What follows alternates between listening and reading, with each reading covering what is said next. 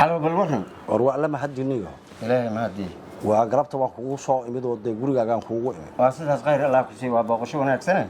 hay waxaan ka rabanayo horta waxyaabaha diinta ku saabsan adaan kuula soo ordi jiray waan garta waxaan la yaabay oo wax jirina ah dadka Soomaaliyeed horta waxa la yiraahdaa boqolkiiba boqol waa dad muslim ah waan garta haddana diin ma hayno hadii la eego waan garta madeeda kale culimada horta waa macnaheedu waa dadaaleen inta tabartooda wax waa sheegaan waxa dhiba iyo wixii maxal dhigi jiray jira aad ay ugu hadlaan waa garta laakiin waxaan la yaabay dadka bini'aadanka oo Soomaalida ah qof waliba wixii xun waa sheegaa mana ficilna kuma daro waa garta sida ay ku wanaagsan tahay ficil kuma daro marka culimada Soomaaliyeed ma yeeli waayeen inay ficil sameeyaan oo dadkan isdiriray iyo dhibaatada ay isku hayaan inay soo dhaxgalaan oo ay maalinba meel tagaan oo ay guurguuraan oo ay maartay ficil ku daraan ma yeeli waayeen horta ma yeeli waayeen culimo marka la yiraahdo waxaan u maraynayaa koow horta asaas waxa uu ah dadka diinta in la baro oo la soo gaarsiiyo oo xaq wixii xaqana loo sheego wixii baadilana loo sheego asaas culimadu waa kuwii waxna loo xugmiyay waxna loo xalaaleeyay saas waa hase yeeshee waa laga abaal dhacay waxaa looga abaal dhacay xaqii oo cad ilaahay noo soo dejiyay shay kasta warshadi markay soo samaynayso tarmuuska halka ayaa lana Allah ka dhigo waxaa la soo raaciyaa buuq qoran waa bini aadamka raaciya saas waa ilaahayna qalqigiisa markuu sameeyay kutub buu soo raaciyay kutubka hadii laga leexdana waa la qarrimayaa innaga haddaan islaamna oo ummadii nabi Muhammad nahay ilaahay kutub buu na soo raaciyay xaq ah oo furqaan ah xaqa iyo baadilka kala saaraysa ayaa ilaahay ina siiyay waasaas ayaan darida jirta intii calamkaba aan haysanay kuma aynan dhaqmin furqaan inagoo tabar lahayn gaalkii inoo yimid ee xoogga lagu qabsaday oo cadaayo Ingiriis iyo Talyaaniga laba nooc kastaba ha ahaado hangool baa laga hortagay hub lama haysan waxa la yiraahdaa xukumaysi oo maxaa dhacay buu oo idin xukumi waayay xukunkaaga ma rabnaa leeyahay xukunkaagu waa baadil ilaahay inaga kitaabka ayuu na siiyay inaan isku xukumo waasaas wuxuu yiri kutubkaas ayaan idin ku xukumayaa oo dastuur ka dalka dastuur kale tor idin yeelaya ma jiro kaalin ma ku tiin adinku dadkii idin ku xukmi lahaa keena waa lala soo baxay qaadiyaashii wax lagu xukmi jiray ayaa lala soo baxay waa lagu barwaaqoon xukunka iyo masaalixda waxa la rabaa shariicada islaamka inay ku salaysan tahay ku salaysnaanta ay ku salaysan tahay Allah ka cabsiga inay ku salaysan tahay hadii qofka sharci islaam yaani adusha aad ka xafidsan tahay lafdan wa macnan quraanka aad u xafidsan tahay aanad iimaan lahayn waxba kugu tari maayo waxba kama duwanid midka aan garanaynin si aad ku amal falin maysid dibka jira wuxuu yahay walaalle oo indhaga haysta maalintii calanka la qaatay ilaa yawmuna hada inta ka dhaxeeya ayaa kitaabkii laga wareegaya kitaabkii waxa laga dhigay wax caado dadku ay u haystaan oo markii qofku xanuunsado la yiraahdo war hal quraan saaro quraanka lala aado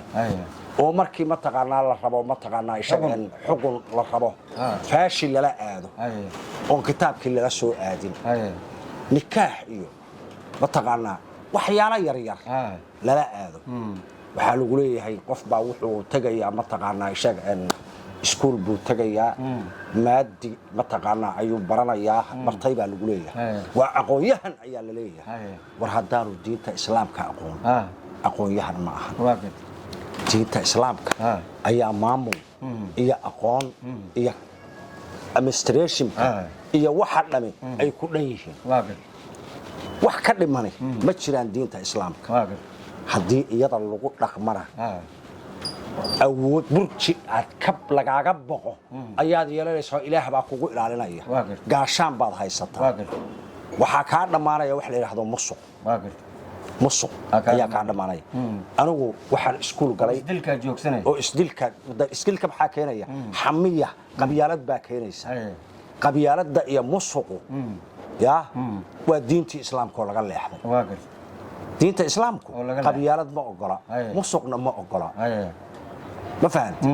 diintii islaamka oo laga cararay dhibaatadeedii ayay kow iyo laba ka yihiin marka inagu aan shareecada islaamka ku dhaqanno burji waxaan yeelanaynaa iyo awood ummadaha kale naga baqaan oo nala kugu soo dhawaan karin waayo maxaa imaanaysa isku duubni midnimo ayaa imaanaysa iyo in la iswalaashado iyo dal jacayl hadda dal lama hayo dadnimo nala kaga baqana ma hayno iyo awood nala kaga baqana ma lihin waxay noqotay inagu in nala soo hungureeyo awaan aan diin lahayn inuu ina soo hungureeyo ma fahanti wayna u socon ilaa inaga kitaabkeena ka leexanay asfalasa filim baa laga dhigayaa haddaad kitaabkaaga ka leexato meesha u hoosaysa nolosha adduunka mid ka sii hoosaysa ayaad gelaysaa walaal marka waxaad leedahay diintii aan u noqon culimadu way noo sheegeen way ku wardiyeen gacantooda ayaa danley kala baxday culimada naftirkeedii ayaa danley soo dhex gashay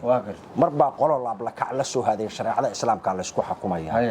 danley baa dhexda u fariisatay waxay dhashay waan aragnaa waxbana lama weydii karo waxaan rabnaa samaynaynaa waa midda khawaarijtii asal ay noqotay ومدة قوارشته أي كد اللاعضي أون أرجنا دينتا إسلام كأ لبلا غلابته أي اللجوء جاري عن رشة الدنيا هي مدة آخر. marka waxaad leedahay dadka Soomaaliyeed diinta ha u laabteen dadka Soomaaliyeed diinta ha u laabteen qof aan diinta islaamka aqoonyahan wallahi aanu ahayn ana isku xukunaa leedahay diinta islaamka lafdan wa macnan qof aan u aqoonin wallahi alazim inaanu xaqun wuxuu ka yaqaano iyo maamul inaanay jirin rabbi baan ku dhaartay inaanay jirin baan ku qofaan maamulku diinta islaamka ku tusaysa insha Allah bal in ilaahayna garasiyo faatixada nooma faatixa ilaahay hana garansiyo diinta Allah nagu dilo Allah nagu soo bixiyo Allah kuwii ku amal faraha naga dhigo dadka Soomaaliyeedna ilaahay diintooda macaan ha tuso aamin oo aan ahayn khawaarijnimo iyo mid danaysiya oo dadka lagu dilayo oo lagu dhacayo oo lagu boobayo aan ahayn ee sidii alle noo faray aynu u qaadano ya ilaahay markaa waa la istaqaamu ala dariiqati la asqaynahum ma'an qadaqan ayad quraana baa kule haday dadku ay mataqaana dariiqa ilaahay oo jidka toosan mustaqiimka ay maraan roob dhibiciya waaweyn ay madar dhibiciya waaweyn baa laga waraabinayaa إن شاء الله شدال وحن هلينا مركان دينتا إسلام كأولى معدن وحينو هلينا مركان دينتا إسلام كأولى مركانو نقالة هلنا أو بيروه آرنو نقدان بان العقية لكرنا اقتصادية ده أظن نقالة لحين أو شلم كاغا لو باهن in wax lagaaga iibsado waxaad adigu hayso lagaa iibsan shilin ma yeela kartid waa joornaal hadda waxaaba la keenay maamul goboleedyo waraaq samaysanaya waa waraaqo na 20kii ka soo qaad wax jiraya ma aha يا عد آمنيسا العكس يصير ما جرتوا العق ما أنت قصنا إلهي ما نقول إلا أدون كان بك آمنين إلهي الدين تهينو عليو هنب جرانسيو مركينو الدين تجرانو يا هرو مر جران كرنا والسلام عليكم ورحمة الله